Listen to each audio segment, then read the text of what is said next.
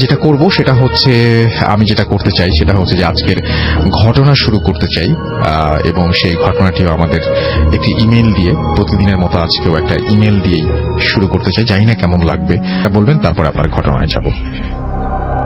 আসসালামু আলাইকুম রাসেল ভাই। আসসালামু আলাইকুম লিসেনার। আমি মোহাম্মদ রবিউল ইসলাম, এসেছি মিরপুর থেকে। জি। তো রাসেল ভাই, আপনাকে আবারও ধন্যবাদ আসলে সেকেন্ড টাইমের মতো আমাকে স্টুডিওতে আমন্ত্রণ জানানোর জন্য। Thank you so much. তো রাসেল ভাই, আজকে আমি যে ঘটনাটা শেয়ার করব এটা মাদারীপুর জেলার একটা গ্রামের ঘটনা। জি। তো এটা আমি শুনেছি আমার বাবার মুখ থেকে। জি জি। তো ঘটনাটা ঘটেছিল রাসেল ভাই আজ থেকে 55 থেকে 60 বছর আগে। ঘটনাটি মাদারীপুর জেলার একটি গ্রামে ঘটেছিল রাসেল ভাই। আমি সরাসরি ঘটনা চলে যাচ্ছি। মাগুরা থেকে 7-8 জনের একটি কিষানের দল এর সাথে ঘটেছিল ঘটনাটি রাসেল ভাই। আচ্ছা। যারা পেটের তাগিদে মৌসুমী কৃষিকাজ করার জন্য আসছিল আমাদের গ্রাম থেকে 3-4টা গ্রাম পরে একটি গৃহস্থ বাড়িতে। রাসেল ভাই, আখের মৌসুমে আখ কাটা এবং মাড়াই করার কাজের জন্যই তারা এসেছিল। জি।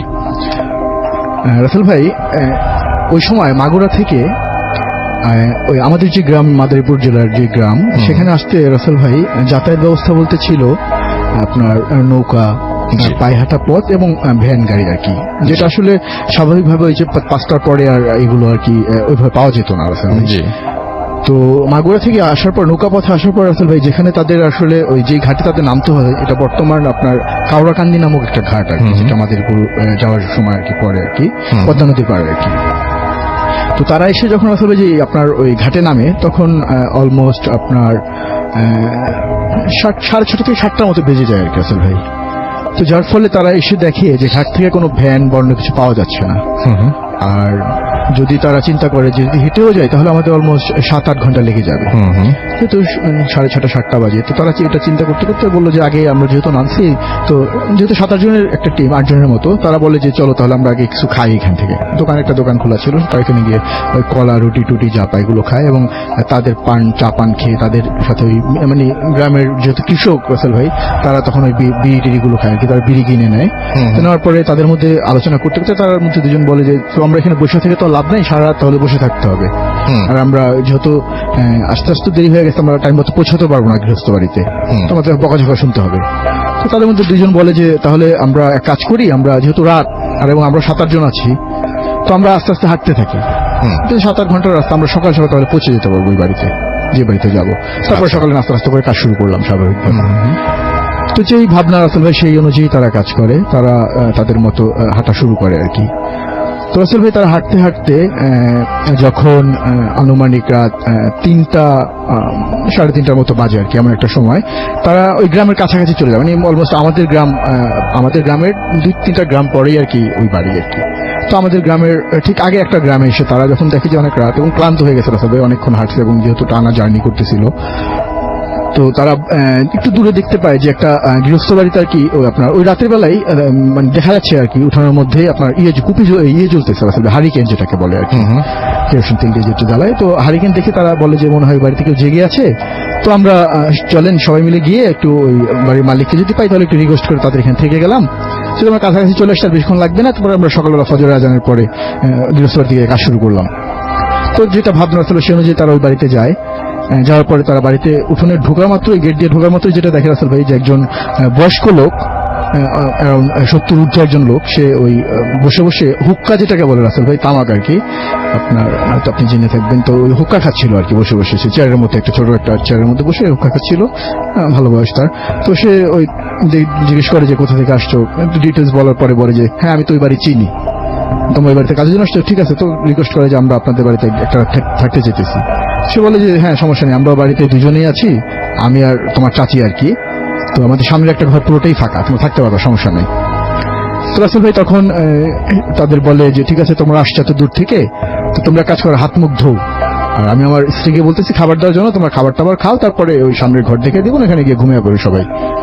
তো রাসেল ভাই তো হাত মুখ ধুয়ে আসে, এরপরে তার স্ত্রীকে ডেকে তাদের খাবার দিতে বলে। তো তারপরে সত্যি তার স্ত্রী কাছাকাছি ছিল, তো তাদের আসলে রাসেল ভাই সবচেয়ে অবাক করেছে ব্যাপার রাসেল ভাই, ওই রাতের বেলা রাসেল ভাই তাদের 8জনকে যে খাবারটা দেওয়া হয় রাসেল ভাই, মানে একটা বিয়ে বাড়িতে যে ধরনের মানে আয়োজন থাকে আর কি, ধরেন বিরাট আয়োজন এক কথায় রাসেল ভাই, সব ধরনের খাবারই সেখানে ছিল, দধি থেকে শুরু করে মিষ্টি যা ছিল আর কি সবকিছু ছিল। তো তারা একটু অবাকও হয়, আবার মানে তাদের তো আসলে গ্রামের লোক রাসেল ভাই, তো বছরে মানে একদিন এরকম খাবার তাদের পাওয়া মানে জোটে না আর কি এক কথায়। তো মানে দেখে আর লোভ সামলানো যায় না আর কি, তারা খেয়েতে মানে পেট ভরে খায় আর কি, যতক্ষণ মন চায় আর কি খাবার পরে। তো তাদের হাত মুখ ধুয়ে আবার তারা তাদের যে রুমে নিয়ে যায় রাসেল ভাই থাকার জন্য, এখানেও একটা ইয়ের ব্যাপার আছে যে আসলে ওই সময় 55-60 বছর আগে রাসেল ভাই মানে একটা বাড়ির মধ্যে এই ধরনের মানে ব্যবস্থা থাকার জন্য, ঘুমানোর জন্য এই ধরনের ব্যবস্থা মানে থাকতে পারে এটা চিন্তার মতো না আর কি, খুবই আলিশান অবস্থা রাসেল ভাই।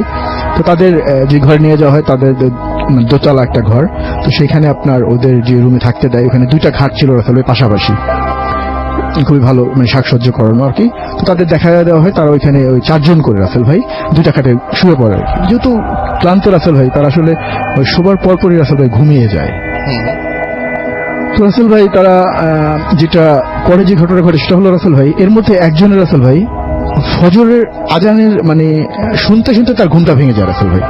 তো সে আজান শুনে যখন মানে চোখ মেলে, সে রাসেল ভাই উপর হয়ে শুয়েছিল, মানে সোজা চোখ দুটো আকাশের দিকে ছিল। সে তাকিয়ে দেখে যে রাসেল ভাই একটা আবছা অন্ধকার একটা আকাশ আর কি এক কথায়, যে তারা ঘরের মধ্যে ছিল, আকাশ তো দেখার কথা না রাসেল জি।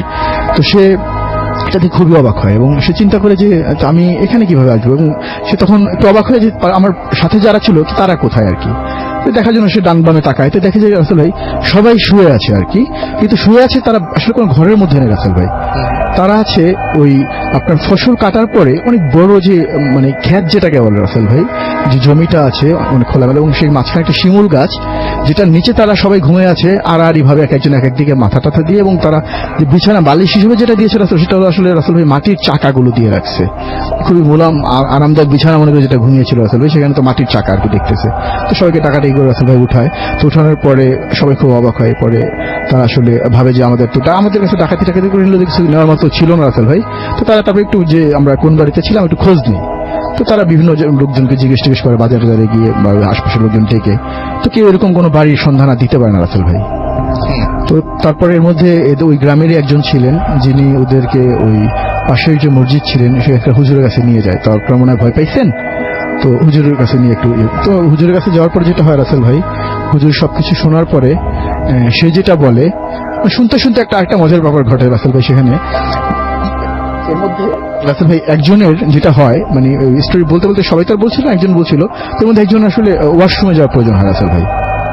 তো ওয়াশরুমে যাওয়ার প্রয়োজন হয়, তো সে নর্মালি বলে যে ঠিক আছে তোমরা বলো, আমি তাহলে ওয়াশরুম থেকে আসি। তো মসজিদের যে ওয়াশরুম আছে সেখানে যায়, যাওয়ার পরে সে বাথরুমে গিয়ে যেটা হয় রাসেল ভাই, যেটা ঘটে সেটা হলো রাসেল ভাই সে বাথরুমে জায়গায় আসলে মানে পায়খানা জায়গায় যেটা বের হওয়ার কথা রাসেল সেটা না বের হয়ে সে যেটা দেখতে পায় আসলে সে মাটি বের হচ্ছে তার পেট থেকে আর কি রাসেল ভাই।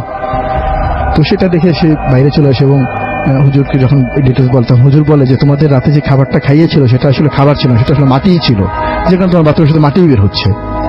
আর তোমাদের এত খাবার যে ইয়েটা ছিল মানে ওর যে উদ্দেশ্য ছিল সেটা হলো মানে যাতে তোমাদের বাথরুমের দরকার হয় রাত্রি বেলা, এবং যখন তোমরা বাথরুমে যাওয়ার জন্য একজন করে বের হবা তখন সে একজন করে তোমাদের খাবে বা মারবে, যেটাই হোক।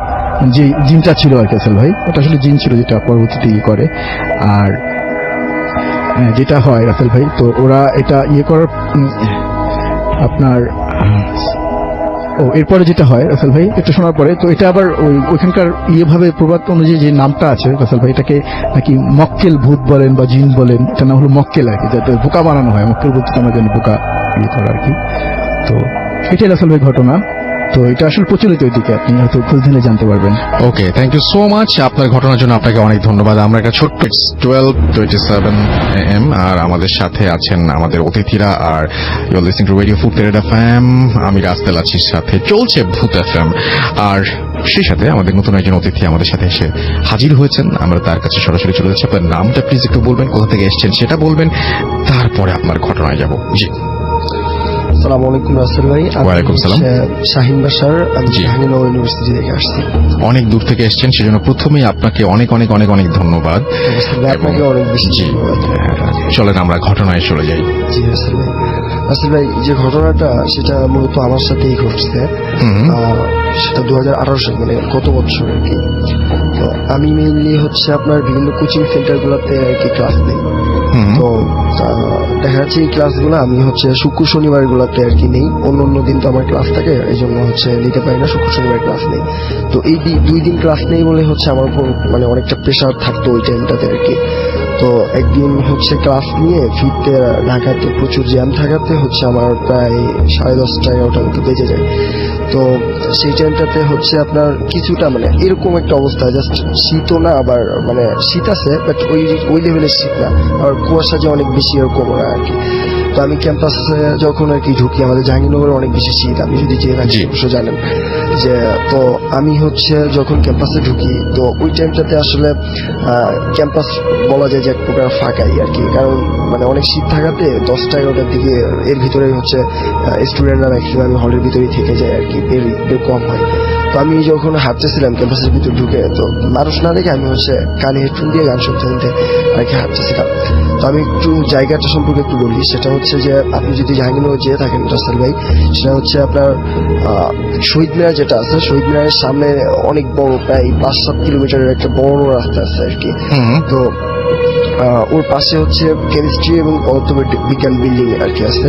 Okay. তো পাশে হচ্ছে মানে ওইটার পাশে আপনার বঙ্গবন্ধু হলের দিকে যাওয়ার একটা রাস্তা আছে, ওই জায়গাটা হচ্ছে 3 রাস্তার একটা মোড়। জি। তো খুব সম্ভবত 2012 সালে, যেহেতু অনেক সিনিয়র আমার, আমি হচ্ছে একটু বলতে পারবো না, বাট খুব সম্ভবত 2012 সালে আমাদের ক্যাম্পাসে হচ্ছে একটা অনাকাঙ্ক্ষিত ঘটনা ঘটে। আমাদের জুবাইর ভাই নামে একটা ভাই আছে, ওনাকে হচ্ছে সামহাও মানে কিছু পার্সন আর কি হত্যা করে, এবং হত্যাটা খুব নির্মম ভাবে করে আর কি। এটা ক্যাম্পাসে আমি যখন আসছি, তখন হচ্ছে মানে হলের ফার্স্ট ইয়ারে থাকতে আর কি এই ঘটনাটা শুনছিলাম। তো যে জায়গাটাতে আর কি হত্যা করে, আমি যতটুকু জানি, ওই জায়গাটাতে হচ্ছে জুবাইর ভাইয়ের একটা সারণী মতো করা হয়েছে। তো ওইখানে হচ্ছে একটা দেওয়ালে হচ্ছে আপনার জুবাইর ভাইয়ের ছবি এঁকে হচ্ছে দেওয়ালটার নাম দেওয়া হয়েছে যে জুবাইর সারণী। তো ওইটা হচ্ছে 3 রাস্তার মোড়। তো আমি যখন রাসেল ভাই মানে শহীদ মিনার ক্রস করে যখন ওই মোড়টাতে যাব, তো গান শুনতেছে, আমি আমার মতো মানে ওইভাবে কোনো খেয়াল ছিল না, মানে আমি আমার মতো যাচ্ছি খুবই নর্মাল ভাবে। তো হঠাৎ করে আমার চোখটা জুবাইর ভাইয়ের চোখের উপর পড়ে, মানে জুবাইর ভাইয়ের যে ছবি অঙ্কন করা মানে ওই চোখের উপরে যায় পড়ে।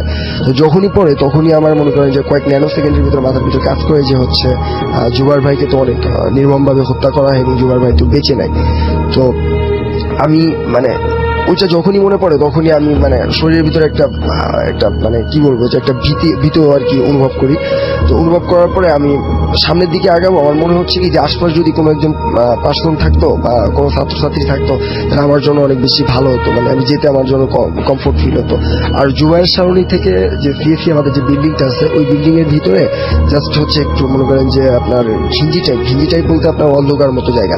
তো ওই জায়গাটা পাস করতে আমার খুবই মানে একটু ভয় লাগতেছিল ওই টাইমটাতে আর কি।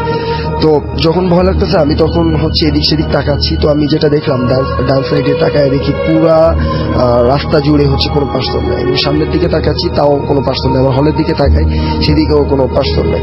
তো আমার খুবই ভয় লাগতেছিল ওই টাইমটাতে যে আসলে সামনে একটা অন্ধকার জায়গা পাস করতে হবে, পাশে জুবাইর বা চোখের দিকে আমার চোখ পড়ে গেছে, তো ভয় লাগতেছিল। তো আমি ওখানে দাঁড়ায় আসছি, জাস্ট ওয়েট করতেছি যে সামন যদি আসে দেন আমি তার সাথে যাব।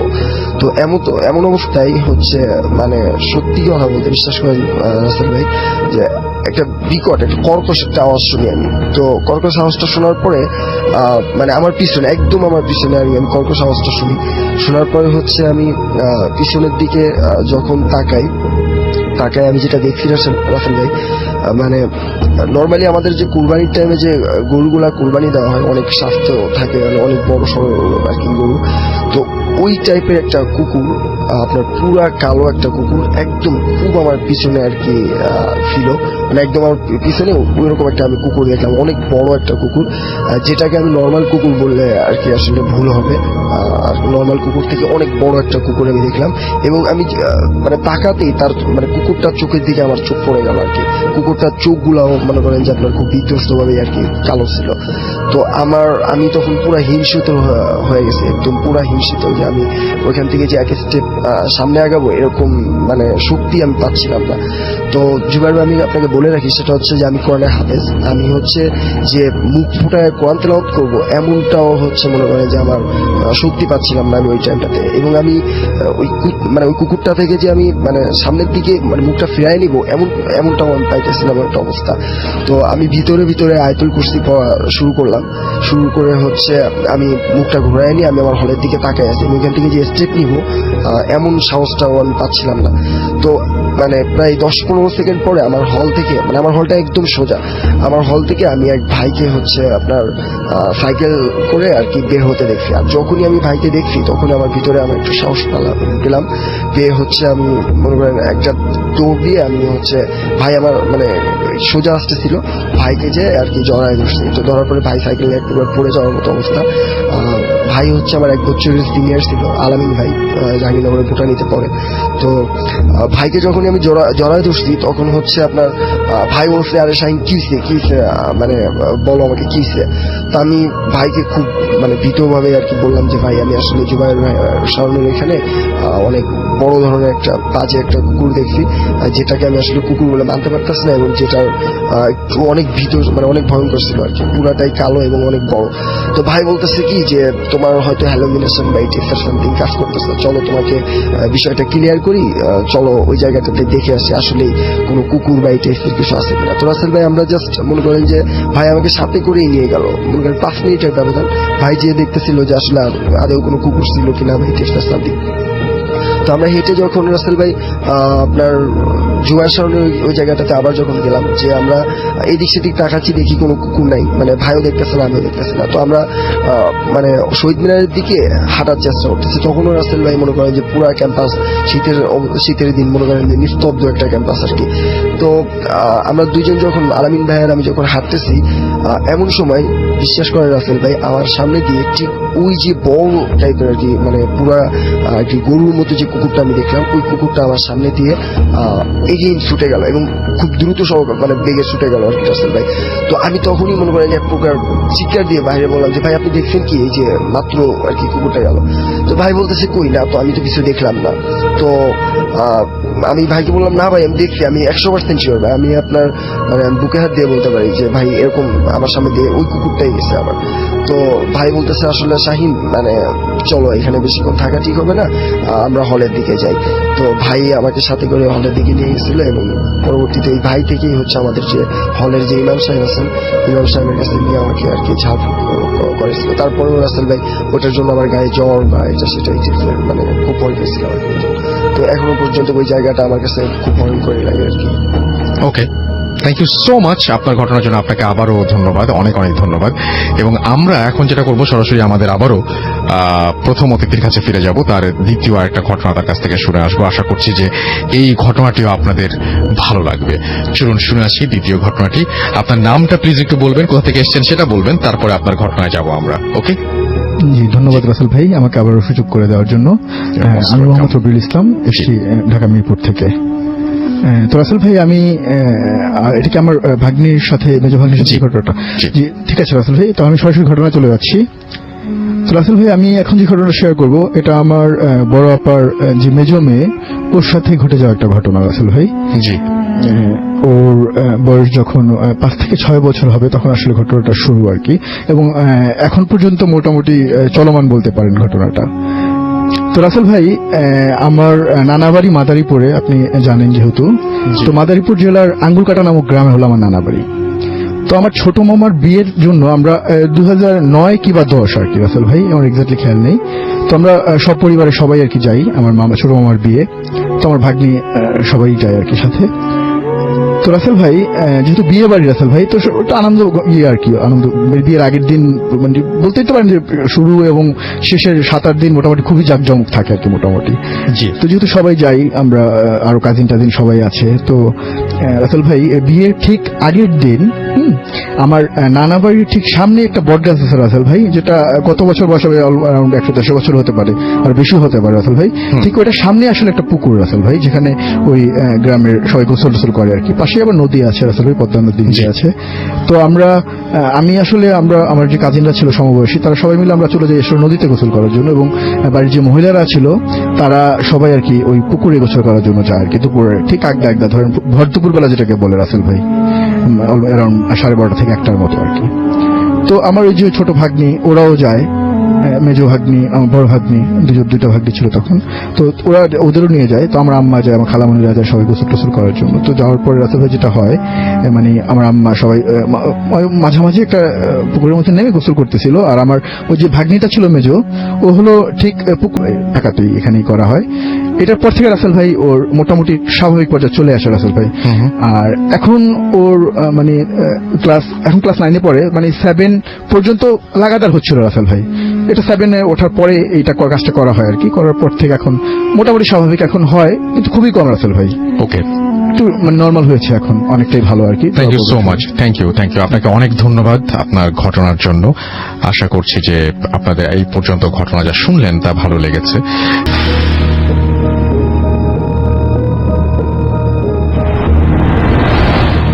হ্যালো রাসেল ভাই, আশা করি ভালো আছেন। আমি রিফাত বসুন্ধরা থেকে বলছি। তো আমি কলকাতার কয়েকটা ঘটনা আজকে লিসনার্সদের সাথে শেয়ার করতে চাই। তো ঘটনাগুলো আমার এক বন্ধুর মুখ থেকে শোনা, সিজার মুখ থেকে শোনা। আর ঘটনাগুলো বেশিরভাগই সিজার মায়ের ঘটনা, আর দু একটা ঘটনা ওর সাথে ঘটেছে। তো আমি সরাসরি ঘটনায় চলে যাচ্ছি। প্রথম যে ঘটনাটা সেটা হচ্ছে আজ থেকে প্রায় 24-25 বছর আগের ঘটনা। সিজার মা তখন প্রেগনেন্ট, তো সিজার জন্মের আগে আর কি। তো আন্টি তখন প্রেগনেন্ট ছিলেন। তো উনি কলকাতা মেডিকেল কলেজে ভর্তি ছিলেন ডেলিভারির জন্য। তো কলকাতা মেডিকেল কলেজ অনেক দিনের পুরনো একটা হসপিটাল, অনেক পুরনো। ওই ব্রিটিশ আমল থেকে যখন ফার্স্ট কলকাতা শহর স্টার্ট হয়েছে তখনের একটা হসপিটাল, অনেক এনশিয়েন্ট এবং অনেক পুরনো একটা কমপ্লেক্স। তো ওখানে আন্টি যে কেবিনটাতে ছিলেন ওখান থেকে টয়লেটটা বেশ দূরে ছিল। তো ওখানে যে আয়া মাসিরা আছেন ওনারা আন্টিকে বলে রেখেছিলেন যে যখন টয়লেটে যাওয়ার দরকার পড়বে উনি যেন রাতের বেলা আয়া মাসিদেরকে ডেকে ওনাদের কাউকে একজনকে নিয়ে তারপর টয়লেটে যায়। কিন্তু একদিন রাতে আন্টি টয়লেট পেল, আর আন্টি কি করলেন, আন্টি আর আয়া মাসিদেরকে ডাকলেন না, আন্টি সরাসরি নিচেই চলে গেলেন একা হেঁটে আস্তে আস্তে হেঁটে উনি টয়লেটের সামনে চলে গেলেন। তো উনি যখন টয়লেটে ঢুকছেন তখন দেখলেন যে আরো 20-25 জন মহিলা টয়লেটে ঢুকছে। তো উনি প্রথমে একটু ভয় পাচ্ছিলেন যে একা টয়লেটে যাচ্ছে, কিন্তু উনি যখন ওখানে যেয়ে দেখলেন যে আরো 15-20 জন মহিলা ঢুকছে টয়লেটে, তখন উনি মনে একটু সাহস পেলেন। ঠিক আছে, তো উনি ঢুকলেন টয়লেটে, যেয়ে ঢুকে দেখলেন যে ওই মহিলাগুলো টয়লেটের যে অনেকগুলো স্টল থাকে না, একটা টয়লেটের ভিতরে তো অনেকগুলো ডিফারেন্ট স্টলস থাকে, তো উনার ওই মহিলাগুলো সবগুলো স্টলে ঢুকে গেছে এবং ওনার জন্য আর জায়গা নেই, তো উনি ঢুকতে পারলেন না। ফাইন। তো এখানে একটা কনফিউশন আছে, যেটা আমি আন্টিকে জিজ্ঞেস করেছিলাম, সিজাও জিজ্ঞেস করেছিল যে ওখানে কয়টা স্টল ছিল, যে 15-20 জন ঢুকেছে, তার মানে এতগুলো স্টল কি ছিল? তো আন্টি বললেন 15-20 জনের 5-6টা স্টল ছিল, তারপর আলাদা জায়গা ছিল আর গোসল করার জন্য আলাদা জায়গা ছিল। সো আন্টির মাথায় তখন এই জিনিসটা আসেনি যে 15-20 জন কোথায় গেল। যাই হোক, তো ওনারা সবাই ঢুকে গেলেন। তো আন্টি বাইরে দাঁড়িয়ে ওয়েট করছেন। তো আন্টি বললেন যে ঠিক আছে, আপনারা যখন বেরোবেন তখন আমি ঢুকবো, ওনাদেরকে বললেন। তো ওরা ভিতর থেকে সমস্বরে সবাই একসাথে 15-20 জন মহিলা সমস্বরে বললো এরকম। ঠিক আছে, আন্টি তখনও ওয়েট করছে। তারপর আরেকটু পরে যখন ওরা বেরোচ্ছেই না, 8-10 মিনিট হয়ে গেছে, ভিতর থেকে কলে পানি পড়ার শব্দ আসছে, কিন্তু ওরা বেরোচ্ছে না। তখন আন্টি বলল যে আপনারা কি আছেন, বের হবেন আপনারা? তখন বললো আপনারা কি আছেন, আপনারা কি একটু বের হবেন তাড়াতাড়ি, আমার একটু যেতে হবে। আবার সমস্যারে সবাই বললো এরকম। তো তারপর আন্টি ওয়েট করছেন, বের হচ্ছে না। তারপর একটা সময় কলে পানি পড়ার শব্দ বন্ধ হয়ে গেছে, তাও বের হচ্ছে না। তারপর আন্টি আবার জিজ্ঞেস করলেন যে আপনারা কি আছেন, আর কোনো সারা শব্দ নেই। তারপর আন্টি যে একটু কনফিউজড হয়ে গেলেন যে কোথায় গেল ওরা। তো আন্টি যে একটা করে স্টল, একদম কর্নারের স্টলটা দেখলেন আন্টি যে একটু ভেজানো, মানে আগে পুরাটা বন্ধ ছিল কিন্তু এখন উনি দেখছেন যেন একটু ভেজানো। তো উনি কি করলেন, উনি যে টান দিয়ে খুলে ফেললেন, খুলে দেখেন যে না, কেউ নেই। তারপর উনি আস্তে আস্তে সবগুলো স্টল দেখলেন ভেজানো, সবগুলো স্টল একটা করে খুলে দেখলেন যে না, একটার ভিতরেও কেউ নেই। তখন উনি প্রচন্ড ভয় পেয়ে গেলেন। উনি তাড়াতাড়ি দৌড়ে কোনো মতে ওনার কেবিনে আসলেন। এসে হাঁপাতে তারপর আয়া মাসিকে বললেন সব ঘটনা। ঘটনা। আয়া মাসি শুনে খুব রেগে গেলেন যে আপনাকে আমি বারবার বলেছি আপনি প্রেগনেন্ট মহিলা, তার উপরে রাতের বেলা হসপিটালে আপনি একা একা ওই জায়গায় যাবেন না, আপনি কেন একা একা গেলেন? এতদিনের পুরনো হসপিটাল, কত কিছুই থাকতে পারে আর আছেও, এই জন্যই আমি আপনাকে বারবার সতর্ক করেছি, আপনি তাও কেন গেলেন? তো এই ছিল একটা কাহিনী রাসেল ভাই। আর আন্টির সাথে আরো অনেকগুলো ডিফারেন্ট স্টোরিজ আছে। আরেকটা হচ্ছে আন্টির ছোটবেলার কাহিনী। ছোটবেলা বলতে আন্টির বয়স তখন তরুণী আর কি, উনি 17-18 বছরের তরুণী।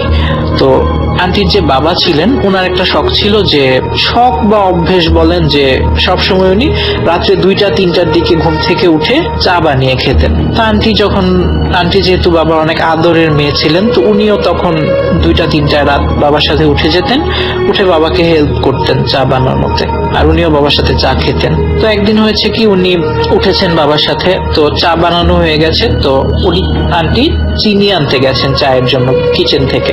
চিনি নিয়ে আসার সময় ওনার হাত থেকে চিনিটা পড়ে গেছে যখন, তো আন্টির বাবা বললেন যে এটা যেহেতু পড়ে গেছে মা, তুমি এটা আর ইউজ করার দরকার নেই, তুমি এটা ফেলে দিয়ে আসো। তো ওনাদের বাড়ি যেহেতু ছিল সেন্ট্রাল কলকাতায়, তো আগের দিনের যে বনেদি বাড়িগুলো থাকে না, তো ওগুলো বাড়ির সামনে বেশ কিছুটা জায়গা থাকে, বাউন্ডারির ভেতরে উঠোন টাইপের থাকে, আর উঠোনের একটা কর্নারে থাকে জঞ্জাল ফেলার জায়গা। তো আন্টি চিনিটা উঠিয়ে নিয়ে একটা ইয়েতে ওই জঞ্জাল ফেলার জায়গার দিকে বেরোতে যাচ্ছেন, বাসা থেকে বেরোয় ওই জঞ্জাল ফেলার জায়গায় চিনিটা ফেলে দিয়ে আসবেন। তো উনি যখন বেরোতে যাচ্ছেন দরজার সামনে, হঠাৎ করে দেখলেন যে একটা ছোট বিড়ালের বাচ্চা। তো উনি বিড়ালের বাচ্চাটাকে দেখে বললেন যে যা হিসেশ্বর। তো এটা শুনে আবার আন্টির বাবাও চলে আসছেন, এসে উনিও যখন দেখলেন বিড়ালের বাচ্চাটা, উনি রেগে গেলেন। এটার পিছনে একটা কারণ ছিল, কারণটা হচ্ছে আন্টির বাবা সবসময় বেড়াল পুষতেন ছোটবেলা থেকে। তো ওনার অনেকগুলো বেড়াল ছিল, আবার ওনার পাখি ছিল অনেক, উনি মানে পশু পাখি এগুলো পোষার শখ ছিল। তো ওনার পাখিও ছিল, বেড়াল ছিল। তো একবার ওনার একটা বেড়াল ওনার একটা পাখির ঘাড় মটকে দিয়েছিল। তো এরপর থেকে রাগে উনি ওনার বাড়ির সব বেড়ালকে তাড়িয়ে দিয়েছেন, আর বেড়াল পালতেন না। তো স্বাভাবিকভাবে এই বেড়ালের বাচ্চাটাকে দেখে উনি রেগে গেলেন, বললেন যা যা সর। এই কথা বলে উনি কি করলেন, ওনার হাতে পানির মগ ছিল, উনি পানি ঢেলে দিলেন বেড়ালটার উপর। তো বেড়ালটা একটু সামনে গেল, 2 পা সামনে গেল, গিয়ে ওনার দিকে ফিরে তাকালো। তো উনি আরো রেগে গেলেন যে হ্যাঁ, এত বড় সাহস, আমার দিকে ফিরে তাকাচ্ছিস আবার। তারপর উনি আরেকটু পানি এনে আবার ঢাললেন বেড়ালটার গায়ে। বেড়ালটা আবার 2 পা সামনে গেল, যে আবার ওনার দিকে ফিরে তাকালো। তো উনিও ঢালতে থাকলেন এভাবে, বেড়ালটা 2 পা করে সামনে আগাচ্ছে আর ওনার দিকে ফিরে তাকাচ্ছে। এর মধ্যে একটা ঘটনা ঘটলো, বিড়ালটা যতই আগাচ্ছে ততই সাইজে বড় হচ্ছে, যতই আগাচ্ছে ততই বড় হচ্ছে। যেতে যেতে যেতে যেতে আস্তে আস্তে বিড়ালটা যখন জঞ্জালের কাছে যেয়ে পৌঁছালো, তখন বিড়ালটা একটা প্রায় 4-5 ফিট লম্বা একটা বাঘের সাইজ নিয়ে নিল, পুরো একটা বাঘের আকৃতি ধারণ করলো। এটা দেখে তো আন্টিও তখন ছিলেন সামনে, আন্টির বাবা, ওনারা বেশ ভয় পেয়ে গেলেন। তো ওনাদের কথাবার্তা শুনে আবার আন্টির মাও চলে এসেছেন, উনিও দেখলেন, দেখে ওনারা সবাই ভয় পেয়ে গেলেন। তখন আন্টির মা ওনাদেরকে বলছে ঠিক আছে, তোমরা তাড়াতাড়ি ঘরের ভেতরে চলে আসো, কিছু করতে হবে না। এরকম করতে করতে আস্তে আস্তে জঞ্জালটার কাছে যে বাঘটা মিলিয়ে গেল। তো এটা ছিল আন্টির আরেকটা ঘটনা। তো এটা কি ছিল বা কেন হয়েছিল, এটার এক্সপ্লেনেশন আসলে নেই কারো কাছেই, কিন্তু এই ঘটনাটা আসলে আন্টির নিজের চোখে এক্সপিরিয়েন্স করা। আমি যখন শুনছিলাম, আমি হয়তো আন্টির মুখে নিজে না শুনলে, সিরা যখন আমাকে বলছিল আমি আন্টির মুখে শুনছিলাম, আন্টিও পাশ থেকে ওর কোনো ভুল হলে আন্টি কারেক্ট করে দিচ্ছিল। তো এটা যদি আমি নিজের মুখে না শুনতাম আন্টির, আমি কখনো এটা বিশ্বাস করতাম না। কিন্তু একজন নিজে এক্সপিরিয়েন্স করেছে, এরকম বয়স্ক একজন মানুষ, এটা তো আর মিথ্যে হতে পারে না। তো এই জন্য আমাকে বিশ্বাস করতে হয়েছে আর কি। তো এই ছিল কাহিনী। আন্টির আরো অনেকগুলো ঘটনা আছে, ওগুলো কোনো এক সময় পাঠাবো ইনশাল্লাহ। তো এই পর্যন্ত সবাই ভালো থাকবেন, সুস্থ থাকবেন, আল্লাহ হাফিজ। আমাদের এই মুভেন লন্ডন থেকে রাজীব, এসেছি গাজীপুর থেকে, আর আমার হোম ডিস্ট্রিক্ট হচ্ছে টাঙ্গাইল। জি।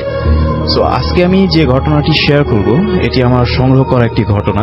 এটি গাজীপুরের একটি ঘটনা, আর যার সাথে আসলে ঘটনাটি ঘটে তিনি একজন বাঁশি বাদক, এবং তিনি খুব সুন্দরভাবে তিনি বাঁশি বাজান, এবং বিভিন্ন টিভি প্রোগ্রামেও সে বাঁশি বাজাতেন।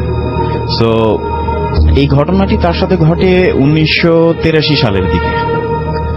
তো তখন আমরা জানি যে স্বাভাবিকভাবে গাজীপুরের যে এখন যে ক্রাউডেড যে ব্যাপারটা, এটা কিন্তু ছিল না তখন। আসলে অনেক উন্মুক্ত একটা প্লেস ছিল গাজীপুর। সো আমার যে যার কাছ থেকে আমি আসলে ঘটনাটি সংগ্রহ করি তার বাসা গাজীপুরের টঙ্গীর কোন একটি স্থানে, আমি আসলে নামটি মেনশন করছি না রাসেল ভাই। তো তার বাসায় তার দুঃসম্পর্কের একটি মামা সে তার বাসায় থাকতেন এবং সেখান থেকে সে পড়ালেখা করতেন। সো ওনার একটা বিশেষ গুণ ছিল কি, উনি অনেক সুন্দর বাঁশি বাজাতেন। জি। অনেক সুন্দর বাঁশি বাজাতেন এবং সে দিনের বেলায় আসলে বাঁশিটা বাজাতেন না, সে বাঁশি বাজাতেন রাতের বেলায়। এবং যখন সে বাঁশি বাজাতেন সে একটি নীরব কোনো একটা স্থান সে আসলে বেছে নিতেন, যেমন হাওরের পার বা বিলের পার। তো লোকটি ছিল অনেকটা শান্ত স্বভাবের এবং খুবই ভালো একজন মানুষ ছিলেন। জি। তো সে সেখানে থাকে, তাদের বাসায় থাকে সে বেশ কয়েক বছর। তো তারপর সে হঠাৎ করে একদিন সে বিয়ে করে ফেলে। জি। সে বিয়ে করে ফেলে এবং তাদের বাসায় সে চলে আসে তার বউ সহ একদম। জি। তাও একটা শহর নিয়ে চলে আসে এবং তার সপ্তাহখানেক পরে সে তাদের বাসা থেকে কাপাসিয়া, গাজীপুরের একটি জায়গা, তো কাপাসিয়ায় সে ওখান থেকে চলে যায়। জি। সো তারপর আমি যার কাছ থেকে ঘটনাটি সংগ্রহ করি, আসলে সে তার নামটি আসলে শেয়ার করতে বারণ করেছেন, যার কারণে আসলে আমি নামটি শেয়ার করতে পারছি না রাসেল ভাই। তো সে তার বাঁশি এর আগেও শুনেছে, তো তার হঠাৎ করে ইচ্ছা হয় যে সে বাঁশি বাজানো শিখবে। সো বাঁশি বাজানো শিখবে। সো সে আসলে কয়েকটা বাঁশি সে কিনে নিয়ে আসে এবং সে একা একা ট্রাই করে, বাট তার হচ্ছিল না।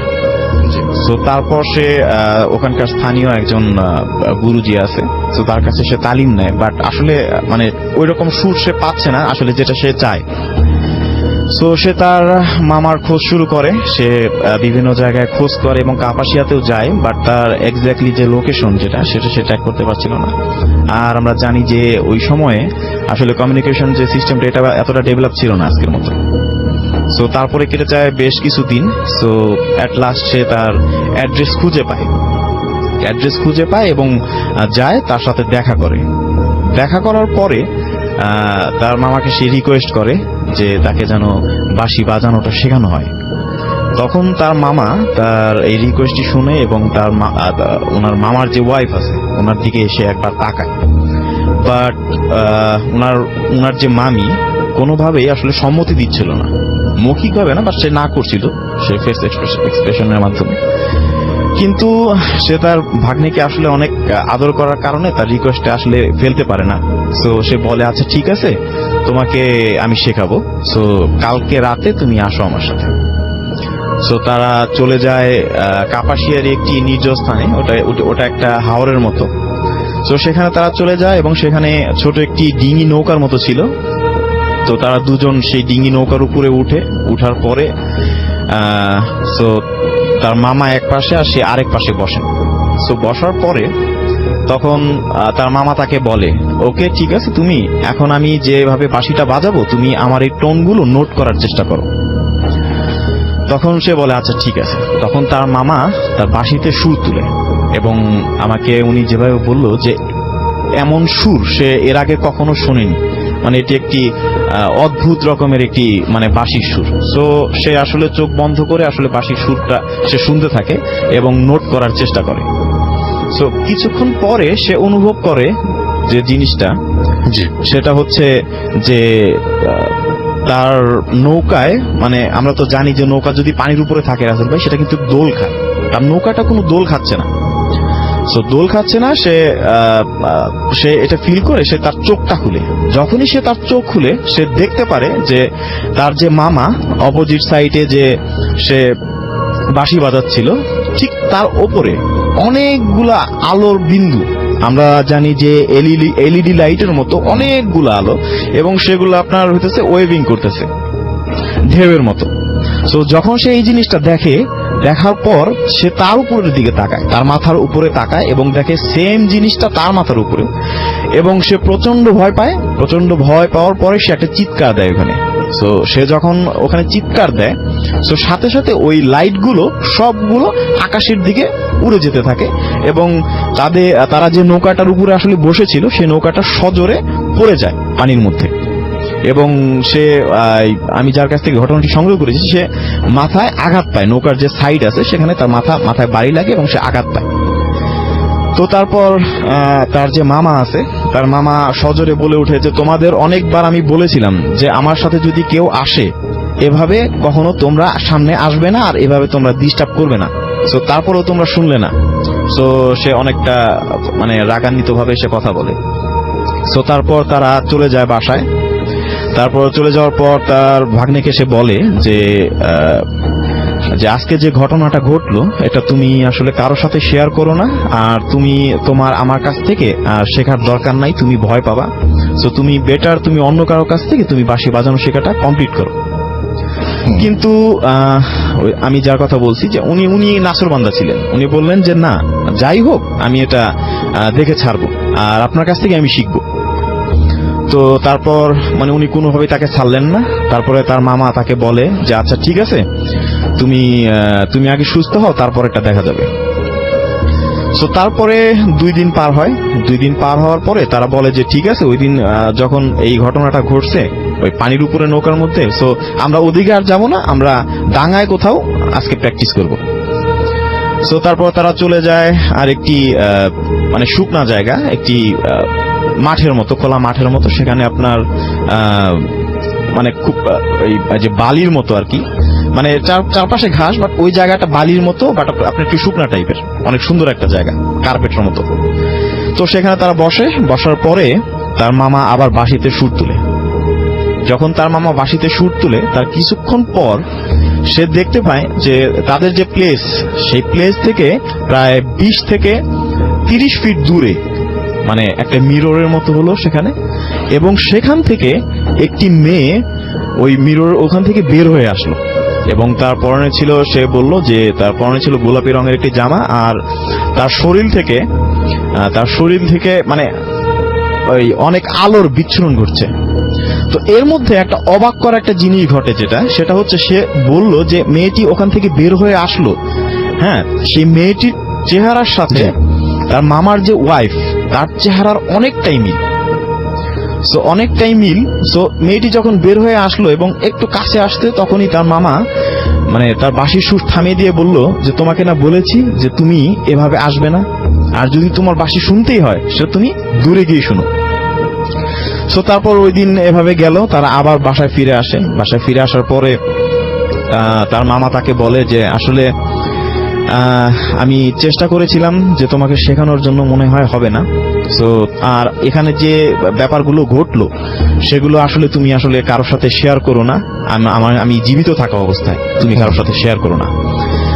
তারপরেও সে বললো যে আচ্ছা ঠিক আছে, আপনি আমাকে বেসিক কিছু টোন আমাকে শেখান, যেগুলো দিয়ে আমি মানে পরবর্তীতে একজন শিল্পী হতে পারি আর কি।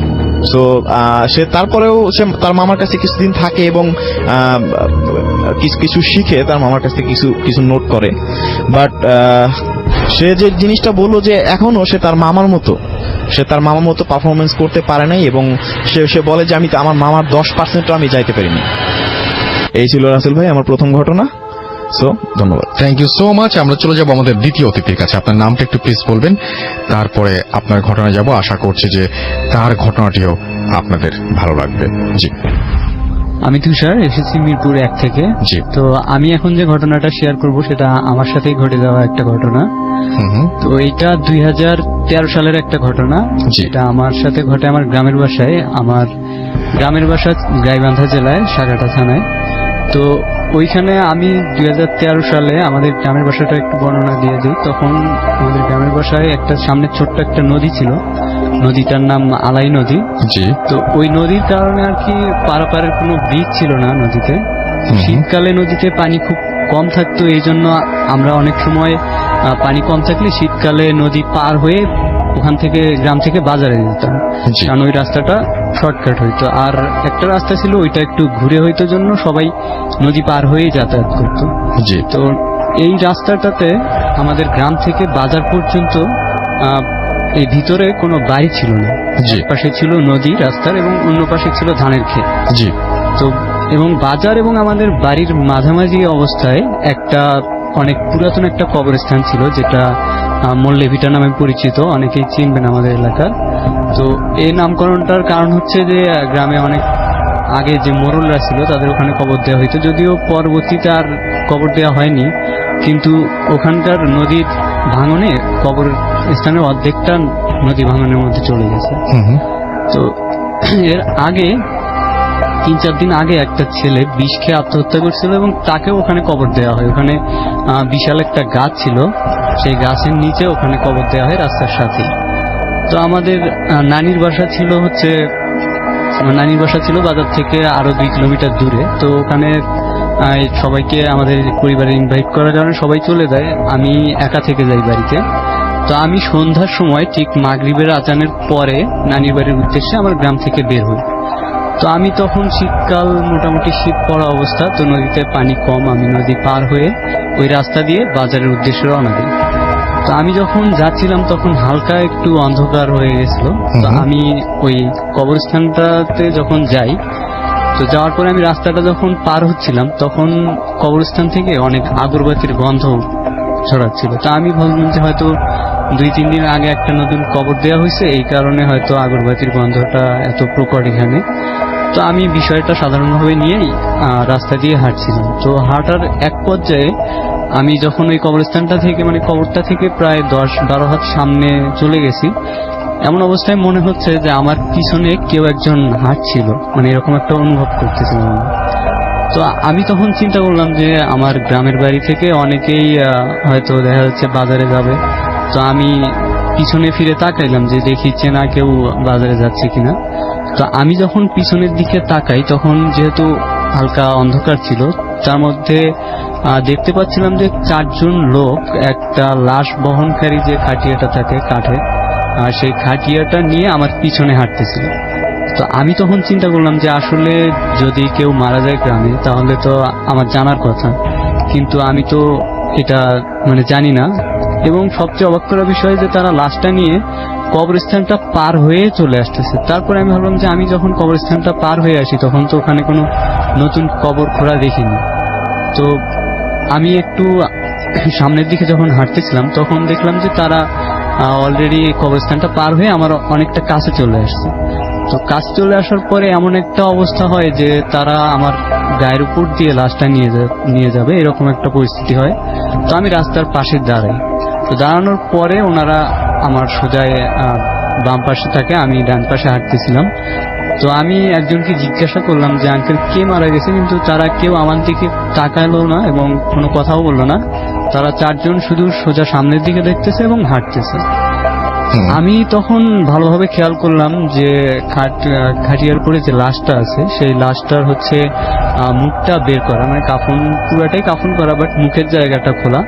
এবং মুখে মনে হচ্ছে যে অনেকগুলো ধারালো ছোরা দিয়ে যদি কাটা হয় যেমন একটা অবস্থা হবে সেই রকম, এবং সেগুলো থেকে রক্ত ঝরছে এবং সেই রক্তটা আস্তে আস্তে রাস্তায় পড়ছে খাটিয়া থেকে। তো তারা আমার সামনে চলে গেল, আমি তখন তাদের পিছনে। তারা আমার সামনে হাঁটতেছে, আমি তাদের পিছনে হাঁটতেছি এবং লোকগুলোকে আমি কখনো মানে চিনি না যে কোথায়, বা আগে কখনো দেখিনি লোকগুলোকে। তো আমি পরে জিনিসটা খেয়াল করলাম যে আসলে দেখি তো যে রক্তগুলো যে পড়তেছে এগুলোর কি রাস্তায় কোনো দাগ আছে কিনা। তো আমি তখন রাস্তায় দেখলাম যে হ্যাঁ, রক্তগুলো যে পড়তেছে সেই রক্তের দাগগুলো তখনও রাস্তায় আছে। তো আমি চিন্তা করলাম যে অনেক সময় লাশ এইভাবে নিয়ে যাওয়া হয় গ্রাম থেকে গ্রামে, কিন্তু মৃত মানুষ থেকে তো রক্ত এইভাবে বের হওয়ার কোনো কথা না। তো আমার কাছে ফোন ছিল, আমি ফোন বের করলাম, যে ভাবলাম নানির বাসায় ফোন দিই যে কেউ এসে আমাকে নিয়ে যায়। কিন্তু আমি যখন ফোন বের করলাম তখন ফোনটা একদম অফ ছিল। তো তারপরে আমি অনেক চেষ্টা করলাম ফোনটা অন করার জন্য, কিন্তু ফোনটা অন হচ্ছিল না। এই প্রচন্ড শীতের মধ্যে আমি অনেক ঘামতেছিলাম। যাই হোক, আমরা ওইভাবেই হাঁটতেছিলাম। হাঁটতে হাঁটতে এর মধ্যে ওনারা কোনো কথা বলেনি কারোর সাথে, পিছনেও তাকায়নি, ওনারাও হাঁটতেছে, আমিও ওনাদের পিছনে পিছনে হাঁটতেছি। তো একটা পর্যায়ে যখন আমরা লোকালয়ের কাছে, মানে বাজারের কাছে চলে আসি, তখন হঠাৎ করে আমার সামনে থেকে পুরো জিনিসটাই আর কি, সরি রাসেল ভাই, আমি একটা জিনিস বলতে ভুলে গেছি। আমরা যখন একটু দূরে যাই, যাওয়ার পরে দেখি যে খাটিয়ার মধ্যে থেকে যে লাশটা ছিল সেই লাশটা খাটিয়ার মধ্যে আস্তে আস্তে উঠে বসে, এবং উঠে বসে সে আমার দিকে সোজা তাকায় এবং তার চোখগুলো ছিল একদম রক্তবর্ণের মতো লাল। আর হচ্ছে সেই অবস্থাতে তার গাল দিয়ে হচ্ছে রক্তগুলো বের হয়ে পড়তেছিল। তো এরপরে আর কি লোকালয়ের কাছে আসার সাথে সাথেই তারা আমার সামনে থেকে একদম মিলিয়ে যায়। তো আমি বাজারে আসার পরে বাসায় মানে নিজে ফোন বের করে দেখি ফোনটা অন আছে। জি। তো আমি বাসায় ফোন দেই, দিয়ে আমাকে বলি নিয়ে যাওয়ার জন্য। তো আমাকে যখন বাসায় নিয়ে যাওয়া হয়, তো তখন আমি সবার সাথে এই ঘটনাটা শেয়ার করি যে আজকে আমার সাথে এরকম একটা ঘটনা হয়েছে। তো তখন আম্মু আমাকে বলে যে ওনার যখন নতুন বিয়ে হয়, বিয়ের পরে উনি জিন দ্বারা পজেসড হয়েছিলেন একবার। তো আমার দাদা অবশ্য জিন ছাড়াইতে পারতেন, তো তিনি আম্মুকে ওই জিন থেকে মুক্ত করেন। কিন্তু এতদিন আম্মু আর কখনো ওনাকে দেখেনি, মানে ওই জিনটাকে। আম্মুর যে জিনিসটা হয়তো, ওনাকে যখন জিনে পজেসড করতো তখন উনি দেখতেন যে নদী দিয়ে একটা লাশ ভেসে যাচ্ছে এবং লাশটার ওই মুখটা বের করা এবং সেই মুখ থেকে রক্ত পড়তেছে, এরকম একটা জিনিস দেখতেন। অথবা কোনো রাস্তা দিয়ে হেঁটে যাচ্ছেন, তখন দেখতেন রাস্তার পাশে কাফন করা ওই লাশটা এবং মুখ থেকে রক্ত পড়ছে। সেটা শুধু আম্মুই দেখতেন, জি। আর কেউ দেখতেন না। তো আমি আগে এই ঘটনাটা জানতাম না। আমি শেয়ার করার পরে আম্মু আমাকে বলে যে হ্যাঁ আমার সাথে এরকম ঘটনা ছিল, আমার এটা কখনো বলা হয়নি কাউ। তো এরপরে আর কি আমি প্রচন্ড ভয় পাই এই ব্যাপারটা নিয়ে, আমাকে বাড়ি থেকে বেরোনো নিষেধ করে দেয়। তো এর কিছুদিন পরে, প্রায় 15-20 দিন পরে, আমি আমার কাজিনদের সাথে বাজারে যাই। তো বাজার থেকে আবার আস্তে আস্তে রাত 11টার মতো বেজে যায়। তো আমরা যখন 3 জন ছিলাম একসাথে আসতেছিলাম, তো ওখানে আরো একটা পুরাতন কবরস্থান ছিল নানির বাসায়। তো ওই জঙ্গল টাইপের ছিল, অনেক বাঁশঝাড় ছিল। ওর ভিতর দিয়ে যখন আমরা আসতেছিলাম, হঠাৎ আমার ছোট একটা মামাতো ভাই ছিল, ও বলতেছিল যে ভাইয়া দেখো আমাদের পিছনে কেউ একজন হাঁটতেছে। তো আমরা 3 জনই একসাথে পিছনের দিকে তাকাই এবং দেখি যে একটা লোক হাঁটতেছে আমাদের পিছন পিছন। তার পুরো শরীরটা কালো একটা চাদর দিয়ে ঢাকা এবং তার পাশে একটা বড় একটা কুকুর ছিল এবং কুকুরটাও কালো কালারের ছিল, পুরা কালো কালারের।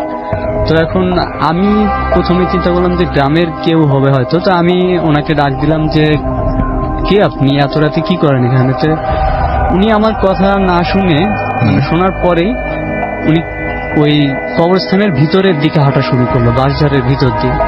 তো আমি চিন্তা করলাম কি ব্যাপার, আমি লোকটাকে জিজ্ঞাসা করলাম যে কে।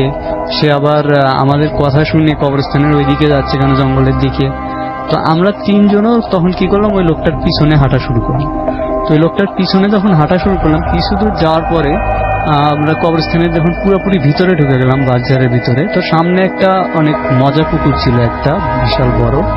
তো ওখান থেকে আর পার হওয়ার কোনো রাস্তা নেই। যদি ওই লোকটাকে আবার ফিরে আসতে হয় তাহলে আমরা যে পথে গেছি আবার ওই পথ দিয়ে তাকে ফিরতে হবে। কিন্তু আমরা যখন ওই মজা পুকুরটার সামনে গেলাম তখন দেখলাম যে না, ওই লোকটাও নেই, ওখানে কোনো কুকুরের অস্তিত্বও নেই, কিছুই নেই ওখানে। তো আমার কাজিনরা এটা দেখার পরে আর কি বেশ ভয় পেল। তো আমিও একবার এই ঘটনাটা ঘটার পরেও আমিও বেশ ভয় পেলাম যে আসলে কি হচ্ছে আমার সাথে আজকে আবার এতদিন পরে। তো আমি আবার ওদের সাথে ঘুরে বাসায় চলে আসি। এরপরে কিছুদিন পরে আবার আমি আমার কাজিনের সঙ্গে এক জায়গা থেকে আসতেছিলাম, তখন বাইকে ছিলাম, তখনও রাত প্রায় 11টা-12টা এরকম একটা সময় ছিল, মধ্যরাতের দিকে। তো আমার কাজিন আমাকে বলতেছিল যে আচ্ছা আমরা কি একই রাস্তায় বারবার বাইক চালাচ্ছি নাকি? তো আমি বললাম যে না ভাই, আমরা তো একই রাস্তায় বাইক চালাচ্ছি না। তো বলতেছে আচ্ছা দেখ তো, বাম পাশে একটা লোককে আমি মনে হচ্ছে যে 5 মিনিট পর পর লোকটাকে আমি ক্রস করে যাচ্ছি। তো আমি বাম পাশে যখন তাকালাম, দেখলাম যে প্রথমবার আমি যে লোকটাকে দেখেছিলাম কালো কুকুর সহ, সেই লোকটা। তো আমরা আবার 5-6 মিনিট পরে আবার দেখতেছি যে রাস্তার বাম পাশে আবার ওই লোকটা দাঁড়ায় আছে কুকুর সহ। তো আমি তখন ভাইয়াকে কিছু বলিনি। তো আমরা বাড়িতে আসার পরে আমি আব্বু আম্মুকে আবার ঘটনাটা শেয়ার করলাম যে এখন এইরকম সমস্যা আমার হচ্ছে, আগের সমস্যাটা নেই, বাট এই সমস্যাটা আমার সাথে হচ্ছে। তো তখন তারা আমাকে একটা হুজুরের কাছে নিয়ে যায়। তো হুজুরের কাছে যাওয়ার পরে ওনাকে আমি সব ঘটনাগুলো শেয়ার করি। তো উনি তখন বলে যে আমার দাদার সাথে একটা জিন ছিল, আমি যাকে এখন দেখি কুকুর সহ, সেই জিনটা আসলে সেই দাদার সাথে থাকা জিনটাই। উনি অনেক ভালো জিন, আমাকে প্রোটেক্ট করার জন্যই আর কি আমি যখন রাত্রে বের হই তখন ওনাকে দেখতে পাই। তো হুজুর আমাকে বলে দেয় যে কখনো ওনার সাথে কথা বলতে ট্রাই করবে না আর ওনার কাছেও যাইতে ট্রাই করবে না। তো এখনো ভাই আমি মাঝে মাঝে রাত্রে একা বের হইলে ওনাকে দেখি। তো এই ছিল আমার। Thank you so